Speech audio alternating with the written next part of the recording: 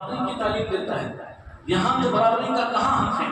یہاں مرد کو شوہر کو دگنا حصہ دیا گیا، یہاں بھائی کو دگنا حصہ دیا گیا، یہاں پر بیٹے کو دگنا حصہ دیا گیا، بیٹی کو اس کا آدھا حصہ دیا گیا، بہن کو اس کا آدھا حصہ دیا گیا، اسی طریقے سے بیوی کو اس کا آدھا حصہ دیا گیا. کہاں پر یہ مساوات ہے؟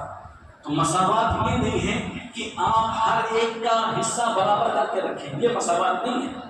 مساوات یہ ہے کہ کس کو کتنی ضرورت ہے اس کو اتنا دیں. ایک آدمی ہے جو 5 روٹی کھاتا ہے کیونکہ اس کا پیٹ اتنا بڑا ہے، 5 روٹی کھاتا ہے. ایک آدمی ہے جس کا پیٹ 1 روٹی میں بھر جاتا ہے. تو آپ کہیں کہ نہیں 5 اس کو بھی دو، 5 اس کو بھی دو. اگر 5 اس کو دو گے تو وہ جو 3.5 روٹی ہے وہ تو خراب ہی جائے گی نا. 3.5 روٹی جو ہے وہ خراب جائے گی. اسی طریقے سے اللہ تعالیٰ جانتا ہے کہ کس کو کتنا حق دینا ہے. آدمی کا حق دگنا کیوں رکھا ہے وہ بھی میں بتا دوں آپ کو. اللہ نے شروع ہی سے یہ سسٹم بنایا ہے مرد اور عورت کا. مرد طاقتور زیادہ ہوتا ہے، مرد کے اوپر گھر کی ذمہ داری ہوتی ہے.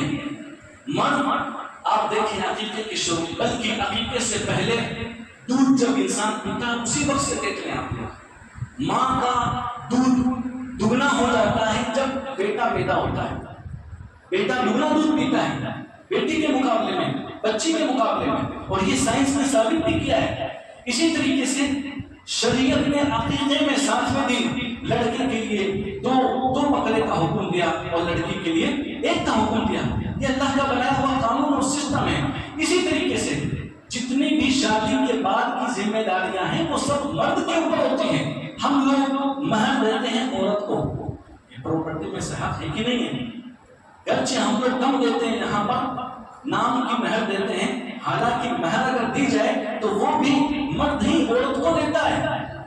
اسی طریقے سے اس کے بعد میں اس کے کپڑے کا خرچہ، اس کے گھر کا خرچہ، اس کے کھانے کا بھی خرچہ، اس کے لباس کا خرچہ، اس کی جو اولاد ہوگی اس سے ان کو پالنے پوسنے کا خرچہ، یہ ساری کی ساری ذمہ داریاں اللہ تعالیٰ نے مرد کے اوپر رکھی ہیں.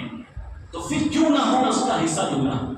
اس کا حصہ دگنا کیوں نہ ہو؟ ہر معاملے میں اللہ تعالیٰ نے مرد کو قوام بنایا ہے، حاکم بنایا ہے، اس لیے اللہ تعالیٰ نے اس کا دگنا حصہ رکھا ہے. اب اللہ تعالیٰ فرماتا ہے جو آدمی ان حقوق کو جو اللہ نے بیان کر دیے ہیں پراپرٹی کے سلسلے میں ان کو بھانگنے کی کوشش کرتا ہے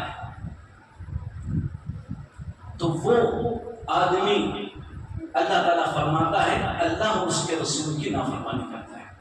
اللہ کی اور اس کے رسول کی نافرمانی کرتا ہے. وہ فرما بردار اللہ نہیں ہے، وہ نافرمان ہے اللہ اور اس کے رسول کا. اور جو اللہ اور اس کے رسول کی نافرمانی کرے گا اور وَيَتَعَدَّ حُدُودَهُ اور اس کے حدود کو بھنانے کی کوشش کرے گا. اللہ نے ڈبل بنایا ہے مرد کا، وہ کہتا نہیں بھائی عورت کو بھی ڈبل ملنا چاہیے. تو کیا کہا تھا اللہ نے؟ يُدْخِلْهُ نَارًا خَالِدًا فِيهَا، اللہ تعالیٰ اس آدمی کو جہنم میں ڈالے گا ہمیشہ ہمیشہ کے لیے، اور اس کے لیے وَلَهُ عَذَابٌ مُهِينٌ، اس کے لیے رسوا کرنے والا، ذلیل کرنے والا عذاب ہے. کتنی بڑی بات ہے. اللہ تعالیٰ نے جو اللہ کی بات نہیں مانتا ہے، اس کے حدود کو پامال کرنے کی کوشش کرتا ہے، اللہ نے فرمایا کہ اللہ تعالیٰ اس کو جہنم میں ڈالے گا ہمیشہ کے لیے، اور اس کے لیے دردناک عذاب ہے. اس سے پہلے والی آیت میں اللہ نے کیا فرمایا؟ جو اللہ کی بات مانے گا، وَتِلْكَ حُدُودُ اللَّهِ، یہ اللہ کی حدیں ہیں. اللہ فرماتا ہے وَمَن يُطِعِ اللَّهَ وَرَسُولَهُ، جو اللہ کی بات مانے گا، اس کے رسول کی بات مانے گا، يُدْخِلْهُ جَنَّاتٍ تَجْرِي مِن تَحْتِهَا الْأَنْهَارُ، اللہ تعالیٰ اس کو جنتوں میں داخل کرے گا جس کے نیچے نہریں جاری جاتی ہیں. خالدین فیہا، وہ ہمیشہ ہمیشہ اس کے اندر رہیں گے. وَذَلِكَ الْفَوْزُ الْمُبِينُ، اور جنت میں چلے جانا یہ سب سے بڑی کامیابی ہے.